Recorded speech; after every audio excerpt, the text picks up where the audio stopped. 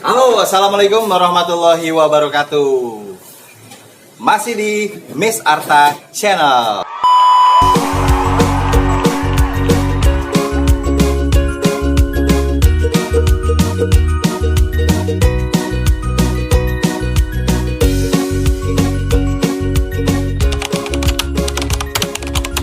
Miss Arthur Channel.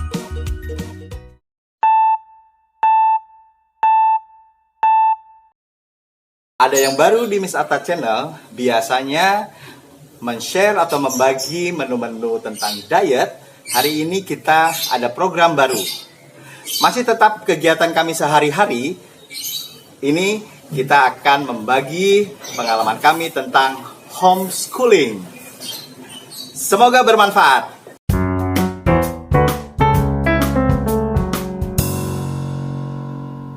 Satu dari dua anak kami kita jalani pendidikannya dengan homeschooling. Dunia homeschooling yang baru bagi kami tentunya menjadi pengalaman yang sangat menarik. Yang mungkin akan menarik juga kalau kita berbagi dengan kalian semua.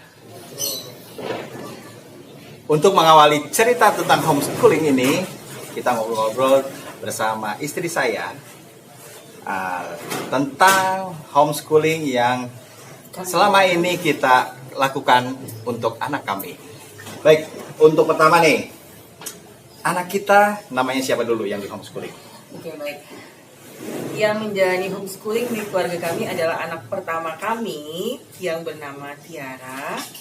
Sekarang usianya itu 17 tahun. Dia berhomeschooling sejak lulus dari SD. Jadi nggak masuk sekolah formal. Untuk jenjang SMP-nya kita handle sendiri. Oke, itu ya.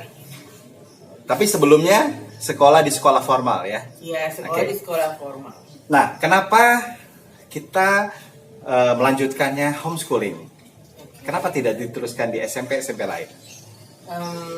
Alasan utamanya adalah karena keadaan anak kami yang pertama ini bisa dikatakan berkebutuhan khusus. Setelah diperiksa di psikolog, dia menyandang retardasi mental atau RM, ya, karena IQ-nya itu di bawah rata-rata. Kakak itu IQ-nya 57, jadi 57. Jadi nggak bisa, itu batasnya 90 kalau nggak salah ya. Nah, jadi kalau di sekolah formal nggak bisa beradaptasi dengan yang lain. Seperti dulu waktu SD TK selalu berkonflik, selalu ada masalah, sehingga keluar masuk sekolah ini, keluar masuk sekolah ini. Tapi sebetulnya pemerintah sendiri di SMP negeri itu menyediakan untuk kelas untuk ABK ya, anak berkebutuhan khusus ya. Jadi tapi tetap kita untuk memutuskan untuk lebih fokus di homeschooling. Gitu ya. Itu kenapa kita nggak masukin ke sekolah formal, kita tetap memutuskan homeschooling karena kita merasa kita mampu untuk menghandle kakak anak pertama kami. Oke, jauh ke belakang mungkin ya. Kakak Tiara itu kapan kita tahu untuk bahwa dia berkebutuhan khusus? Sebenarnya itu dari bayi sudah kelihatan dia itu lambat, perkembangannya lambat, dari bisa ngomong, bisa jalan, bisa segala macam. Lebih telat pada umumnya ya, dari umumnya anak-anak ya. Dan ketika masuk sekolah nggak bisa nulis, baca. Alhamdulillah kakak Tiara itu bisa baca lancar sekarang setelah berusia 12 tahun. Itu. Jadi sangat banyak tidak mampu untuk mengikuti pelajaran sekolah. Tapi bukan berarti dia tidak bisa. Dia hanya butuh penanganan khusus aja karena dia memang anak berkebutuhan khusus. Oke. Jadi memang alasan kami untuk memutuskan homeschooling atau bersekolah di rumah itu karena kakak Tiara mengalami namanya anak berkebutuhan khusus. Ya, jadi homeschooling yang kita pakai ini adalah homeschooling untuk anak berkebutuhan khusus ya. Oke, sebagai perasaan orang tua ini ya, sebagai perasaan orang tua mungkin ini banyak sekali perbedaan lah ya tentunya. Bagaimana merasakan punya anak lah ya yang diberkahi anak berkebutuhan khusus. Perasaannya. Ya. Di awal itu sedihnya, nangisnya, marahnya itu udah nggak terhingga. Ketika baru tahu ternyata anakku tidak bisa seperti yang lain, itu sangat tidak bisa menerima, tidak bisa menerima atau denial itu lama sekali. Tapi seiring berjalannya waktu, denial, tidak menerima, terus nangis-nangis itu nggak ada gunanya, nggak ada guna buat anaknya, nggak ada guna buat kita.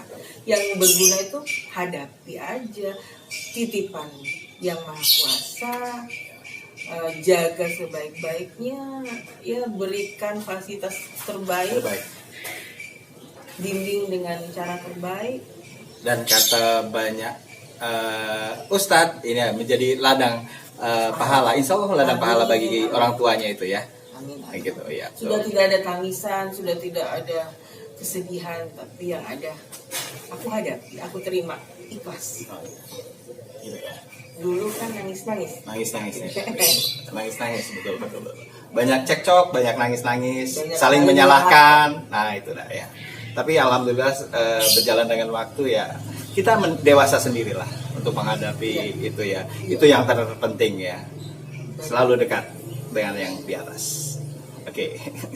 Hadirnya kakak juga membuat kita semakin dekat dengan yang di atas. Tidak seperti dulu waktu sebelum punya kakak ya nggak pernah seperti ini kondisi spiritual kita.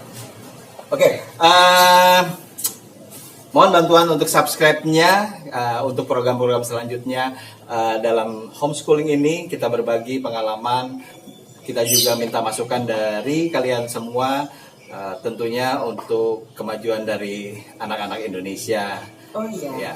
Kalau ada yang mau tanya atau mau share juga atau mau kasih masukan bisa di kolom komentar atau di DM di Instagram ya.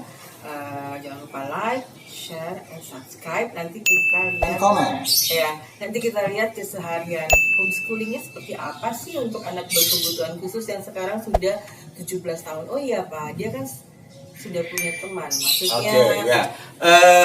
Jadi kita sudah berjalan homeschooling. Dalam artian homeschooling ini adalah sekolah di rumah sudah terjadwal, apa saja pelajaran-pelajaran kita sudah menatanya sesuai dengan kebutuhan, tentunya kebutuhan dari anak dan kebutuhan dari tujuan kami. Pinginnya anak ini sebetulnya tetap kita masih mempunyai harapan dan cita-cita untuk anak tersebut. Nah itu, jadi tertata rapi. Nanti kita akan berbagi tentang pengalaman dan pola belajar homeschooling yang ada di kami untuk anak-anak.